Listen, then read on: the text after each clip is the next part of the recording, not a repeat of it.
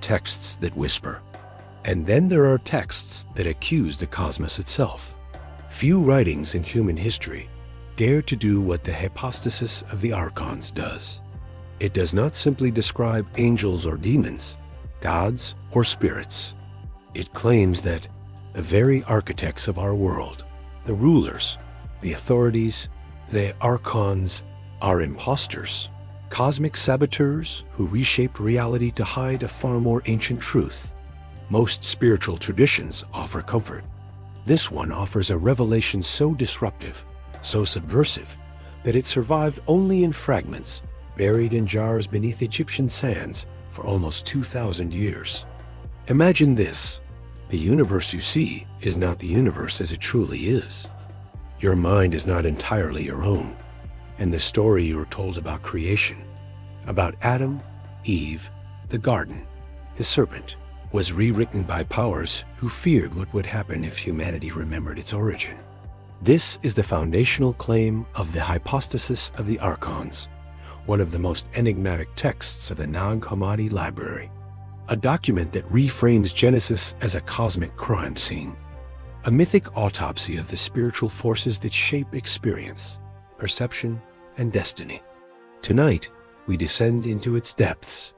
We will explore how the Archons came to be, why they hated the divine spark within humanity, and how a hidden lineage, stemming from a mysterious figure named Norea, became the thread that preserved the truth through ages of silence. We will examine the text line by line, symbol by symbol, uncovering the secret origin of the rulers, the forbidden role of the mother, Sophia, the true nature of the garden, the real identity of the serpent, the weapon the Archons fear most. This is not just an explanation. It is an initiation, a decoding of a worldview designed to wake the sleeper. So breathe deeply. Set aside what you think you know about creation. Tonight, we open the vault of a forgotten cosmology, and the Archons, whether they like it or not, are about to be exposed. To understand the hypostasis of the Archons, we must first understand the world that produced it, a world where myth, philosophy, and spiritual resistance collided like tectonic plates. The text emerges from the Gnostic movement, a loose constellation of mystical schools active in the 1st and 2nd centuries CE. This was a time of intellectual upheaval. Jewish mysticism, Platonic philosophy, early Christianity, Egyptian temple traditions, and mystery religions all overlapped in a single cultural cauldron. Ideas did not merely travel, they mutated. Into this turbulence came a question whispered by many, but spoken by few. What if the cosmos is not as benevolent as we assume? The writers of the Nag Hammadi texts did not see creation as flawless. They saw fractures, violence, deception, limitation, embedded into the structure of the world itself. The hypostasis of the Archons is their attempt to explain why. It draws heavily on Genesis, but not as a sacred record. Instead, Genesis becomes a cipher, a symbolic code describing metaphysical forces rather than literal events. Adam and Eve become archetypal beings. The garden becomes a containment field. The serpent becomes a liberator. Behind this reinterpretation stands a key figure, Sophia, the divine feminine wisdom. According to Gnostic cosmology, Sophia acted without her consort, generating an incomplete being, Yaldabaoth, the blind architect of the material universe. The hypostasis does not detail this creation event. Other texts do, but it relies on it. Its narrative assumes the listener already knows the tragic origin of the ruler who believes himself a god. By the time the hypostasis was written, the Gnostics had already developed an extensive mythology. Eons, emanations, pleromas, rulers, powers, and a cosmic hierarchy of light and shadow. But what makes this text unusual, almost startling, is its tone. It reads less like theology and more like a classified document, a spiritual intelligence report, analyzing the enemy's motives, tactics, and weaknesses. Who wrote it? We do not know the author's name, but the text reflects the thought world of Sethian Gnosticism, a tradition that revered Seth, the third son of Adam and Eve, as the progenitor of a spiritual lineage immune to Archonic control. Sethians believed humanity contained a divine spark older than the cosmos itself, and that the Archons, recognizing this, sought to imprison or dilute it. Why was this knowledge hidden? Because it was dangerous, both politically and spiritually. The hypostasis directly challenges the authority of the Creator God, revered by the dominant religious groups of the time. It claims that the world's ruler is not God, but a pretender, and that salvation comes not through obedience, but through awakening. Such ideas threaten both religious and imperial structures. And so the manuscripts were buried, concealed in clay jars near the cliffs of Nag Hammadi, probably by monks who feared their destruction during the early Christian campaigns against heretical writings. For nearly 1,600 years, the voices of these ancient dissenters lay silent, until a farmer's shovel struck pottery in 1945, and the lost cosmologies of the early mystics began to breathe again. Now that we understand the context, we can proceed into the heart of the text, its symbols, its revelations, and the psychological architecture of the Archons themselves. The hypostasis of the Archons opens not with a story, but with a diagnosis. It tells us plainly, the rulers were born of arrogance and ignorance, and everything they create bears the imprint of their flaw. The text begins by identifying the chief ruler, Yaldabaoth, also called Sackless, the fool, and Samiel, the blind god. His blindness is not physical, it is metaphysical. He cannot perceive the higher realms from which Sophia descended. His entire identity is constructed around a catastrophic misunderstanding. He believes he is the only God. He believes he created everything. He believes he is supreme. And in that delusion, the seeds of domination are planted. The text describes how Yaldabaoth, in his fury and insecurity, creates 7 Archons, each ruling a sphere, each carrying a distorted echo of the divine powers they mimic. These beings are not simply demons or angels. They are archetypal forces, embodiments of limitation, fear, envy, violence, and control. But their greatest weapon is not physical. It is psychological. The rulers, the text says, laid plans to deceive Adam and chain him in the form of a body. In the Gnostic worldview, the physical body itself becomes a site of imprisonment, not because matter is evil, but because it is shaped by a mind that does not understand the fullness of reality. The Archons construct a world that reflects their nature, orderly but restrictive, vibrant but veiled, beautiful but inverted. And then comes their next move. They attempt to steal the divine spark placed within Adam by the higher realms.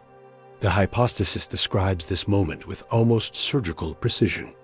The Archons create Adam's body, but it lies lifeless until the breath of the divine enters it. Immediately the rulers panic. They see that Adam is brighter than they are, superior in essence. Their reaction is visceral, envious, predatory.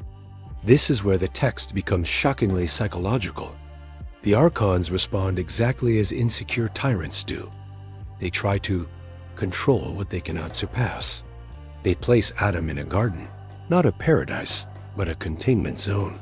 They forbid access to the tree of knowledge, a metaphor for self-awareness, cosmic memory, the ability to see beyond the constructed system.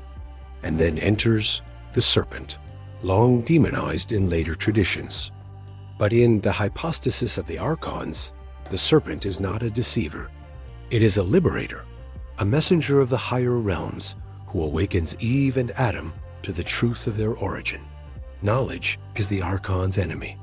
Awareness threatens their hierarchy. And so, the text says, they became jealous and expelled humanity from the garden to prevent further awakening. Here the story shifts to Eve, who becomes central to the narrative. The Archons attempt to violate her, to corrupt her lineage, but she transforms, becoming a tree, a spirit, a force beyond their reach. Her essence survives in Norea, a figure who embodies the unbroken line of divine knowledge. Norea confronts the rulers openly, calling them accursed and demanding access to the Ark, a symbol of salvation, transcendence, escape from the Archonic system. In response, the Archons try to destroy her.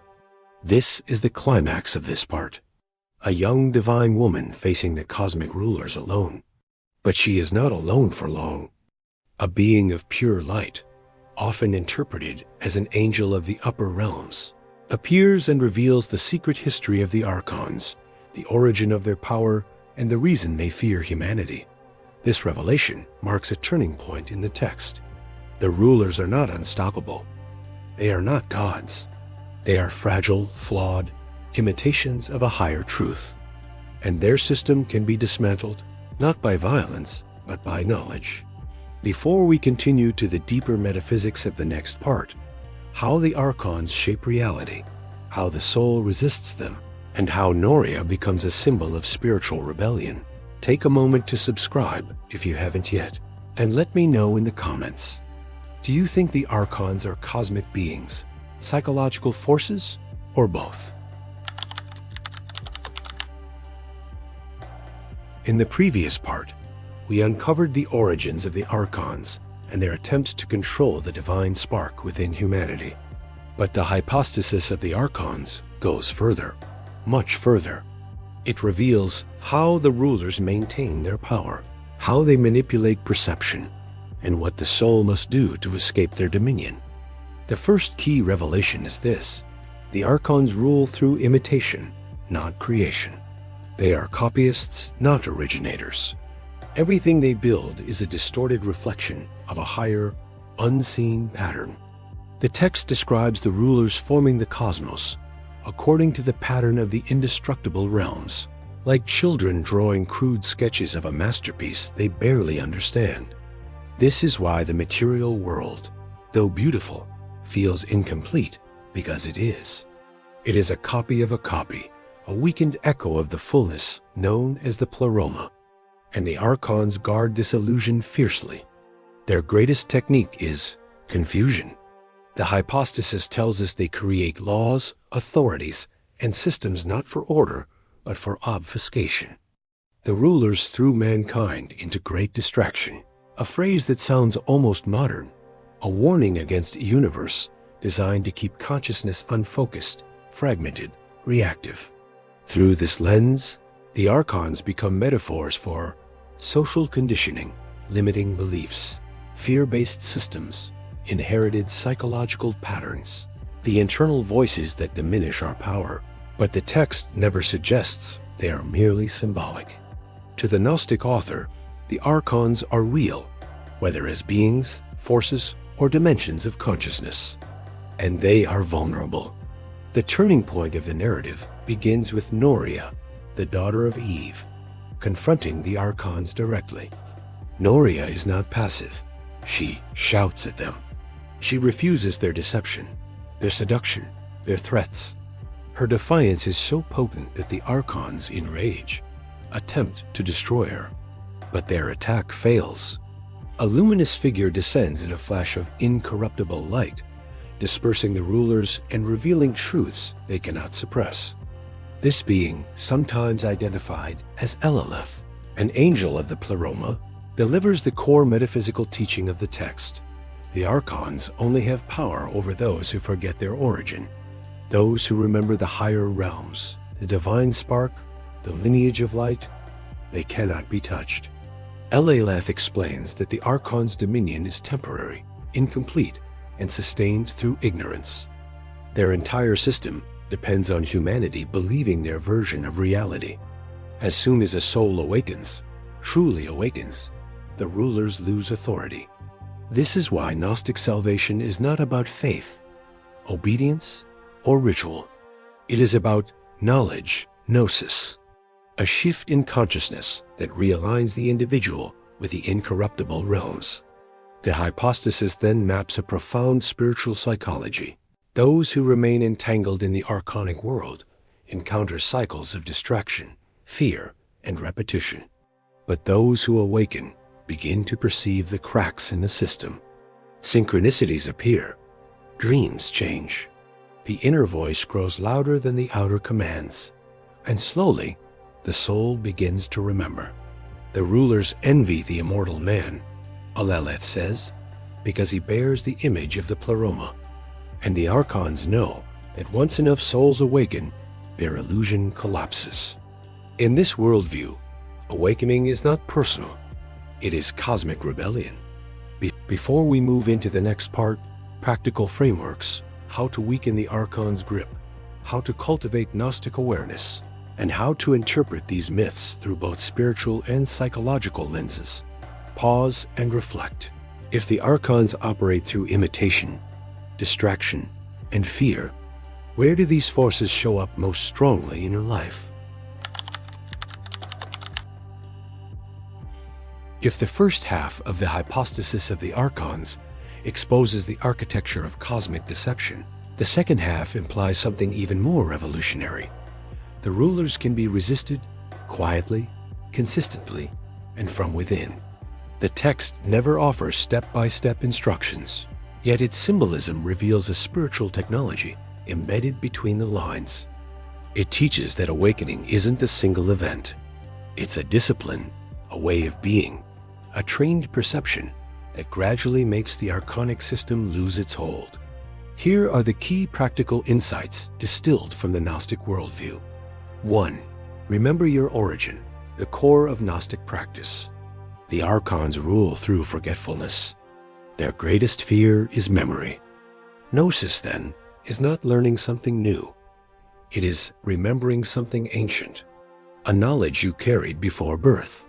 This remembering can be cultivated through silent contemplation, meditation on inner light, recalling moments when intuition felt older than your identity, recognizing that awareness itself is not bound by circumstances. You don't fight the Archons. You outgrow their frequency. 2. Disrupt the machinery of distraction. The Hypostasis says the rulers threw mankind into great confusion. Today, that confusion takes many forms: constant noise, endless tasks, digital overstimulation, emotional manipulation. Gnostic practice invites you to notice the moment you're pulled off center. Ask, whose voice is this? My essence or the system? Practical steps. Guard the first 15 minutes of your morning. Reduce reactive consumption. Journal the patterns that drain your energy. Create micro moments of stillness throughout the day. Distraction weakens the spark. Attention strengthens it. 3. Recognize Archonic patterns in the psyche. In psychological terms, the Archons represent internalized forces that diminish your power. Self-doubt, inherited fears, limiting beliefs, compulsive comparison, guilt-based decision-making. The Hypostasis teaches that naming the rulers reduces their influence. So, when a destructive pattern arises, label it, not as you, but as a ruler trying to regain control. This alone can break the spell. 4. Practice Norea's defiance. Norea does not plead with the Archons. She confronts them. Her act symbolizes a profound spiritual posture. You do not owe obedience to illusions. In daily life, this might look like saying no without guilt, choosing authenticity over conformity, refusing narratives that belittle the self, protecting your inner fire even when misunderstood. Norea's strength is not aggression. It is clarity. 5. Cultivate connection to the incorruptible light. Eleleth descends in a moment of crisis, revealing that help comes when the soul sincerely seeks truth. This symbolizes attunement, aligning with the higher realms that the rulers cannot touch. Practices include visualization of light ascending through the crown, breath work that expands awareness beyond the body, contemplation of the Pleroma limitlessness, wholeness, origin, walking in nature to remember the world behind the world. These practices do not destroy the Archons. They render them irrelevant. 6. Live from inner authority, not out of fear. Every Archonic tactic, from Genesis to modern life, aims at one thing: controlling your decisions through fear. Gnosis is the opposite, acting from inner truth even when outcome is uncertain. Try this. When facing a choice, ask, what decision expands my being rather than contracts it? Expansion is pleromaic. Contraction is Archonic. Let this be your compass. In the end, the Hypostasis of the Archons is not a story about cosmic tyrants. It is a revelation about what they cannot reach. For all their noise, their arrogance, their counterfeit authority, the Archons share one fatal weakness. They cannot touch what is truly you. The text hammers this idea again and again. The rulers can shape bodies. They can shape systems. They can shape perception. But they cannot shape essence, the divine memory hidden at the core of your being. This is why they attack the mind, why they distort myths, why they twist fear into a weapon. Because the moment you remember what you are, their kingdom collapses. The hypostasis ends not in despair, but in victory. A quiet, unshakable victory achieved through awareness, clarity, and connection to the incorruptible realms. Norea stands defiant before the Archons, not because she is stronger, but because they cannot recognize the light within her. That light is foreign to them, unreachable, untouchable, eternal. And so the message becomes unmistakable. You do not overcome the Archons by fighting them. You overcome them by awakening beyond their reach. This is the hidden meaning behind Eleleth's appearance. Truth descends when the soul is ready to receive it. Awakening is always a dialogue between realms. Your effort opens the door. The divine completes the movement. So, as you step away from this teaching, carry this with you. Every act of awareness weakens the rulers. Every moment of genuine presence dissolves a veil. Every decision made from inner truth instead of fear tears another thread from the fabric of illusion. And the Archons, those cosmic impostors, can only watch as the spark they tried to bury becomes a flame. If this exploration has opened something in you, if it stirred memory or recognition or curiosity, then let this be the beginning of your own Gnostic journey. And before you leave, consider this. If these ancient texts survived thousands of years of suppression to reach you, what is it that you are now meant to remember? If you'd like to continue uncovering these hidden teachings, subscribe to Labyrinth of the Veiled, share your insights in the comments, and join the seekers walking this path with you.